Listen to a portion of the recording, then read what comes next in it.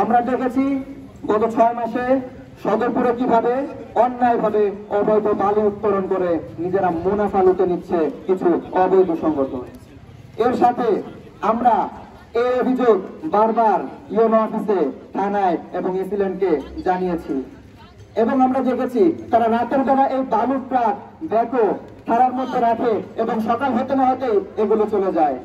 তখন প্রশ্ন জাগে, এগুলো কোথায় যাচ্ছে, কিসের জন্য ধরা হয়েছিল আর কেন এটা ছাড়া হলো? এখানে কি প্রশাসনের গাফিলতি নাই? অবশ্যই প্রশাসনের গাফিলতি আছে। সদরপুরে যত পরিমাণ বালি উত্তোলন করা হয়, যে পরিমাণ নদী ভাঙন হয়, যত মানুষ গৃহহীন হয়, এর দায়িত্ব নেবে, এর দায়িত্ব প্রশাসন নেবে।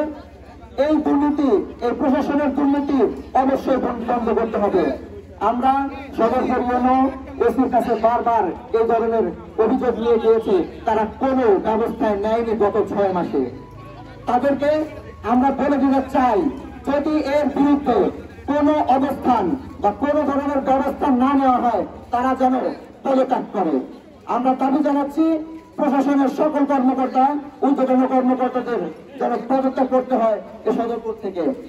আমরা ওসির বিরুদ্ধে আরো অভিযোগ পেয়েছি যে আমাদের সহযোগিতা যারা ছিলেন তাদেরকে এখন ছাত্রলীগ ট্যাগ দিয়ে ধরে মিথ্যা মামলা দিয়ে হয়রানি করা হচ্ছে।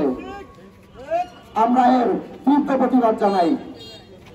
আজকে আমরা সমবেত হয়েছে অন্যায়ের বিরুদ্ধে। আমরা কখনো অন্যায়ের সাথে আপোষ করবো না। রক্তের উপর এই নতুন বাংলাদেশে আর যেন কোনো অন্যায় না হয়, এ বলে আমি আমার সংক্ষিপ্ত বক্তব্য শেষ করছি।